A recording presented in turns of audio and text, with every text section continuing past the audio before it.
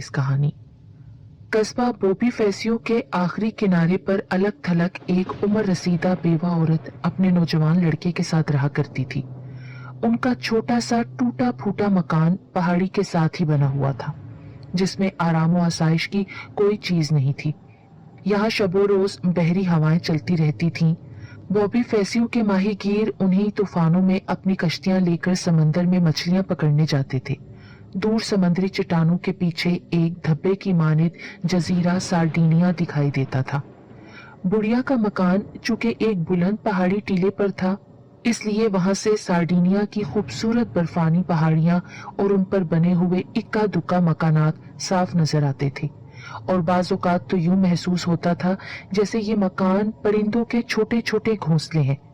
बुढ़िया के मकान की 3 खिड़कियां सार्डिनिया की तरफ खुलती थीं और कभी कभार वो वहां बैठी उस जजीरे की तरफ ख्वाब आलूदा निगाहों से देखती रहती थी, जहां आसमान और समंदर एक दूसरे से गले मिलते हुए नजर आते थे। उसके बेटे का नाम अंतोनी था। वो निहायत सेहतमंद और खूबसूरत जवान था। दोनों माँ बेटे एक दूसरे को देखकर जीते थे।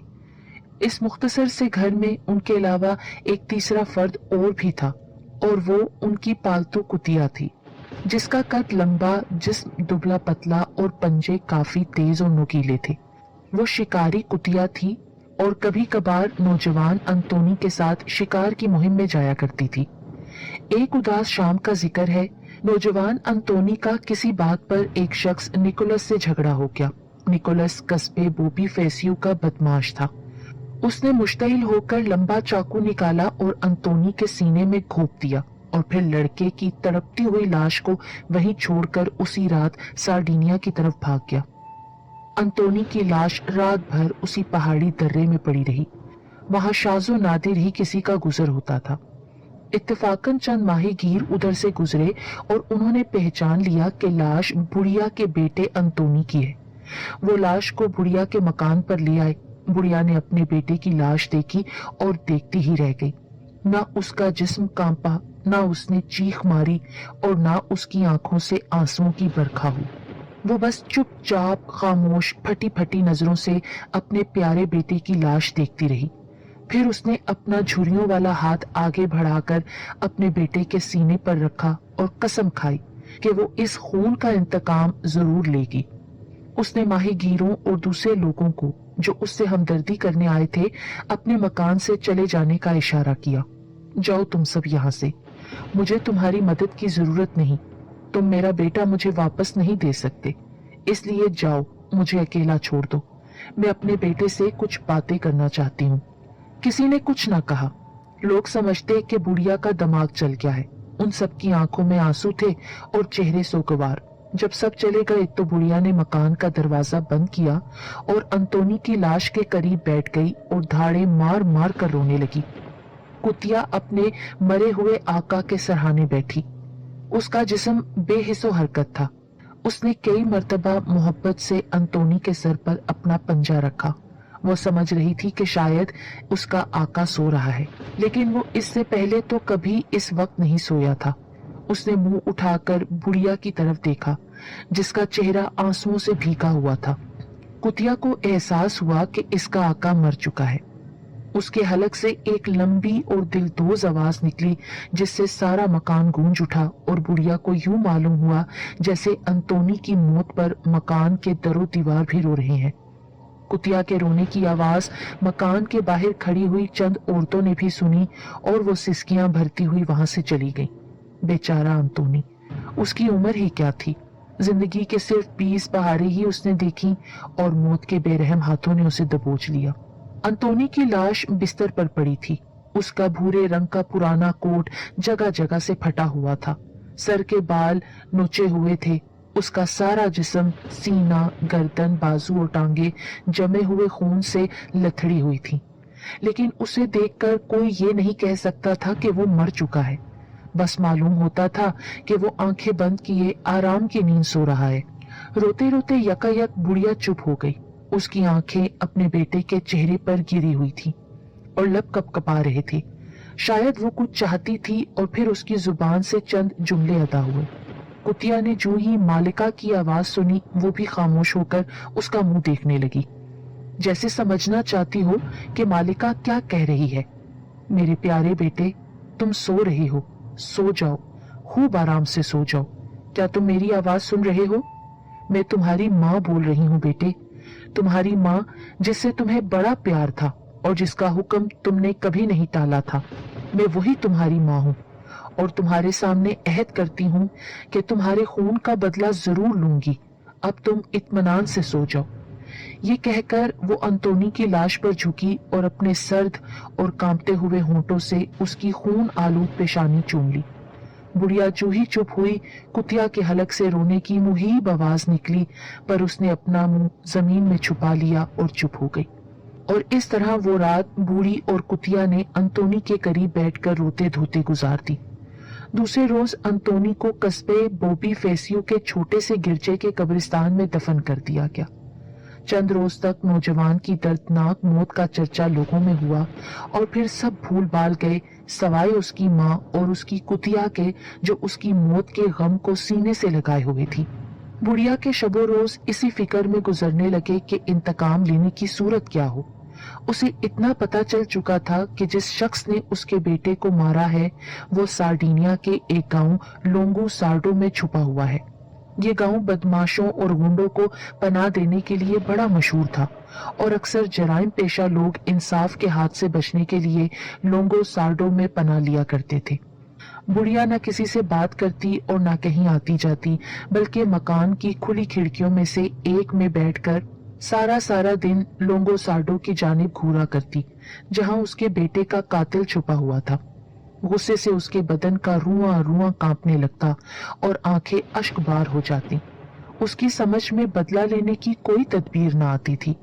वो ज़ईफ और नातवा औरत थी, उसका कोई मददगार न था। वो किसी से सलाह मशवरा भी नहीं ले सकती थी। उसे तो इतना बड़ा काम तन्हे तन्हा पाया तकमील तक पहुंचाना था। वो अपने बेटे से वादा कर चुकी थी। उसकी लाश के आगे सीने पर हाथ रखकर इंतकाम लेने की कसम खाई थी। उसे अब ताखीर नहीं करनी चाहिए। क्या मालूम मौत का जालिम हाथ कब उसे भी पकड़ ले और अपने साथ ले जाए। फिर वो अपना कोल क्यों कर पूरा करेगी। इसी फिक्र में उसे नींद न आती थी। वो सारी रात अपनी छोटी सी कोठड़ी में टहला करती या थक कर खिड़की के पास बैठ जाती। उसे किसी पल चैन न आता था। कुतिया साई की मानेद अपनी मालकन के साथ साथ रहती। अब उसमें भी वो पहली सी शोखी और चुलबुलापन न रहा था।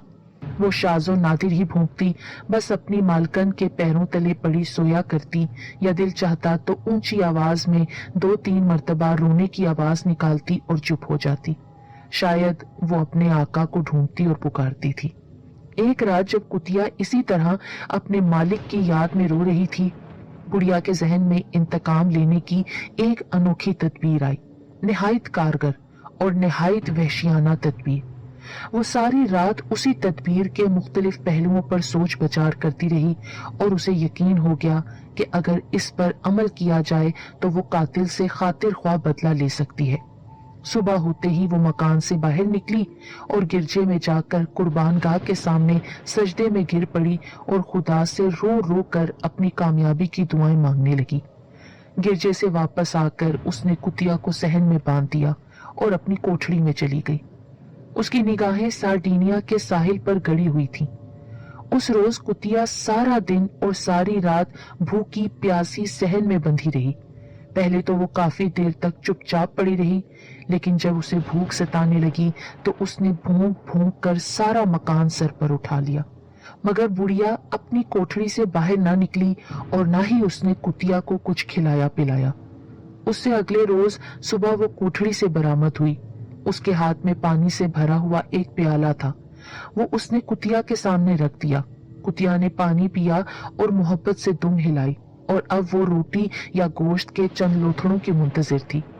मगर बुढ़िया ने सारा दिन खाने के लिए उसे कुछ न दिया। अब कुतिया भूख से इस कदर निढाल हो चुकी थी कि उसमें भूखने की सकत भी बाकी न रही। वो आंखें बंद किए पड़ी रही। रात के वक्त जब उसे फिर भूख ने सताया तो वो भूखी और जंजीर तोड़ने की कोशिश करने लगी, लेकिन जंजीर मजबूत थी, टूट ना सकी। दूसरे रोज भी बुढ़िया ने कुतिया को पानी ही पिलाया और खाने के लिए कुछ ना दिया उसने कुतिया के चेहरे पर मायूसी और हैरत के मिले जुले तासुरात पहचान लिए। अपनी मालकन को देखते ही वो जोर जोर से उछलने और जंजीर से आजाद होने की कोशिश करने लगी, लेकिन उसे खाने को फिर भी कुछ ना मिला और वो सारा दिन भूखी ही रही। तीसरे रोज बुढ़िया अपने एक पड़ोसी के घर गई और वहां से 2 गठड़ियां खुश्क घास और भूस की उठा लाई। फिर उसने लकड़ी का एक पुराना संदूक खोला और उसमें से अपने मरहूम शोहर के कपड़े निकाले और उन कपड़ों में भूस भर दिया। उसके बाद बुढ़िया ने भूस भरे हुए कपड़ों के उस इंसानी ढांचे को सहन में एक ऊंची सी लकड़ी गाड़ कर उसके साथ खड़ा कर दिया। फिर पुरानी लीलन को लपेटकर उस ढांचे का सर बनाया और उसमें भूस भर के ढांचे की गर्दन मुकम्मल कर दी। कुतिया हैरत से ये सब तमाशा देख रही थी। उसकी समझ में न आता था कि मालकन को क्या हो गया है। इससे पहले तो उसने कभी उसे भूखा नहीं रखा था और इस काम से फारिग होकर बुढ़िया फिर बाजार गई। किसाब की दुकान से उसने कलेजी खरीदी और घर आ गई। फिर सहन में ही उसने भूखी कुतिया के सामने आग जलाई और कलेजी भूनने लगी। कलेजी की खुशबू जब कुतिया की नाक तक पहुंची तो उसकी बेकरारी और बेचैनी की हद न रही। उसका मुंह खुला हुआ और आंखें गोश्त पर लगी हुई थीं। फिर बुढ़िया ने कलेजी को एक डोरी में परोया और भूस भरे हुए ढांचे की गर्दन पर लपेट दिया। उसके बाद वो कुतिया की तरफ गई और उसकी गर्दन से जंजीर उतार दी। बिजली की माने भूखी शिकारी कुतिया उस ढांचे की तरफ झपटी और अपने नोकीले पंजों से उसकी गर्दन पर वार किया और फिर अपने दोनों पंजे उसके कंधों पर गाड़ कर दांतों से कलेजी की बोटियां नोचने लगी, लेकिन उसका मुंह वहां तक बमुश्किल पहुंच पाया। वो पीठ के बल जमीन पर गिरी, लेकिन फिर उठी और ढांचे पर झपटी। कुतिया के गैज़ो गजब की इंतहा न थी। चंद ही लम्हों में उसने ढांचे की गर्दन, शाने, बाजू और सीना सब कुछ नोच डाला और कलेजी का एक एक टुकड़ा हड़प कर गई। बुढ़िया सहन के एक गोशे में खड़ी इत्मीनान से ये दिलचस्प तमाशा देखती रही। फिर उसकी आंखों में चमक और लबों पर तबस्सुम की खफीफ सी लहर नमूदार हुई। कुतिया कलेजी खाकर और ढांचे को तहस नहस करके जब फारिग हुई तो बुढ़िया ने उसे जंजीर से बांध दिया। उसके बाद 2 रोज तक कुतिया को फिर फाके से रखा गया। इस दौरान में बुढ़िया ने भूस का इंसानी ढांचा तैयार किया और कलेजी उसकी गर्दन से बांधकर कुतिया को छोड़ दिया। इस मर्तबा कुतिया ने पहले से भी ज्यादा खूनख्वारी और जोशो खरोश का मुजाहरा किया और आनन फानन अपने नोकीले पंजों और लंबे लंबे दांतों से उसके चीथड़े उड़ा दिए। 3 माह तक बुढ़िया ने हर तीसरे रोज यही अजीब तमाशा अपने घर में किया और कुतिया को इस हद तक सुधाया कि वो अब महज इशारे पर ही उस ढांचे की तरफ झपटती और उसकी टिक्का बोटी कर डालती थी। उसे अब जंजीर से बांधे रखने की जरूरत भी न रही थी। अब ऐसे होने लगा कि कुतिया उस काम से फारिग होती तो कलेजी उसे बाद में इनाम के तौर पर खिलाई जाती थी।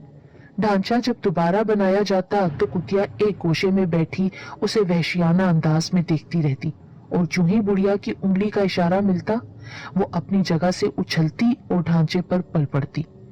जब बुढ़िया को कुतिया पर पूरा एतमाद हो गया तो एक रोज सुबह सवेरे उसने पुराने संदूक में से अपने मरहूम शोहर के कपड़ों का एक और जोड़ा निकाला और उसे खुद पहन लिया। कलेजी लेकर एक थैले में रखी और फिर कुतिया को साथ लेकर साहिल समंदर की तरफ चल पड़ी। उसकी चाल ढाल और आवाज से यही मालूम होता था कि कोई बूढ़ा आदमी है। उसने एक माहीगीर से कहा कि उसे लोंगो सार्डो पहुंचाए। कुतिया को उसने इस मर्तबा 2 दिन के फाके से रखा हुआ था। कश्ती में बैठने के बाद उसने थैले का मुंह जरा सा खोला। कलेजी की खुशबू जब कुतिया की नाक में गई तो वो उछलने और उसे झपटने की कोशिश करने लगी। बुढ़िया ने उसकी गर्दन पर थपकी दी और आहिस्ता से कहा, नहीं, अभी इसका वक्त नहीं आया, जरा और सब्र करो। लोंगो सार्डो पहुंचकर वो एक शराब खाने में गई। वहां उसने निकोलस के बारे में पूछा कि कहाँ मिलेगा। किसी ने बताया कि निकोलस बढ़ई अपने दुकान में काम कर रहा है। बुढ़िया उस दुकान का पता दरियाफ्त करके वहां आसानी से पहुंच गई। उसने आहिस्ता से दुकान का दरवाजा खोला। दुकान के पिछले हिस्से में कोई शख्स हथौड़े से लकड़ी पर कीले ठोक रहा था। बुढ़िया बुलंद आवाज से बोली, निकोलस, क्या तुम यहाँ मौजूद हो? दूसरे ही लम्हे एक लंबा तड़ंगा उधेड़ उम्र का आदमी उसके सामने खड़ा था। हाँ, मेरा ही नाम निकोलस है। कहो क्या काम है? ये सुनते ही बुढ़िया ने कुतिया की गर्दन से जंजीर खोली और चिल्लाकर कहने लगी, पकड़ लो इसे, पकड़ लो इसे। शिकारी कुतिया जो पहले ही से इस फन में ताक हो चुकी थी, एक बला की मानित निकोलस की तरफ झपटी और उसके गले पर अपना जबरदस्त पंजा मारा। निकोलस बदहवास होकर पीछे गिरा। इसी असना में कुतिया ने उसके मुंह पर पंजे मारे और अपने लंबे लंबे दांत उसके गले में गाड़ दिए। निकोलस के मुंह से चीख भी न निकल सकी। चंद मिनट तक वो कुतिया के पंजे से आजाद होने की कोशिश करता रहा, लेकिन बेसूद। कुतिया ने उस वक्त तक उसे न छोड़ा जब तक उसका दम न निकल गया। दुकान के सामने मकान के बाहर दो पड़ोसी सड़क पर बैठे बातें कर रहे थे। उन्होंने बाद में जिक्र किया कि निकोलस की दुकान में एक बूढ़े को स्याह रंग की कुतिया के साथ जाते देखा गया है, और जब वो दुकान से बाहर निकले तो बूढ़े ने थैले में हाथ डालकर कोई स्याह सी चीज कुतिया को खिलाई थी। 3 माह बाद वो अपने बेटे की मौत का इंतकाम लेकर पहली बार रात के वक्त वो बूढ़ी घर में पैर फैलाकर आराम से मीठी नींद सोई।